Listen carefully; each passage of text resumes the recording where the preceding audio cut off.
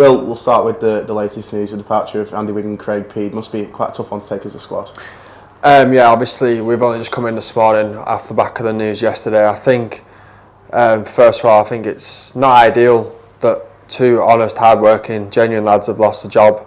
I've got a lot of time for the gaffer and Peeds. They give me a lot of opportunities to play at this football club, and I think they really bought into what Barrow was, not just as a football club but as a town and as a community. I think they really rallied around what it was and got stuck into it. So I'm gutted for them that it's not worked out as they would have hoped. But that's football. Obviously, when the time's right, I think we'll look back and have a bit of reflection as players and obviously a few honest discussions. But I think all focus now needs to be on Saturday, going to Gillingham, that we prepare today and tomorrow, and we travel there on Saturday ready to take a result home. And no day in football's the same, and Neil McDonald's been placed in interim charge of the side. Have you had a chance to speak to him yet? Yeah, obviously Mac has been in for the last 2-3 weeks now. I think it's nice to have a bit of a different voice, a bit of a calming voice, a bit more experience. He's obviously been around, he's been here before, and I think that can only help us and put us in good stead going forward. Look, we know we've got the ability in the group. We know we have what it takes to get results. You've seen that already this season. We've been to Walsall, we've got results. We went to Colchester on the back of a good result. So we are aware that we've got it in the group. We now just need to put it together and going forward and make sure that we can put results on the board. Although that must frustrate some, it must also be exciting that it's only a couple of minor tweaks and we feel like we can be a really good outfit.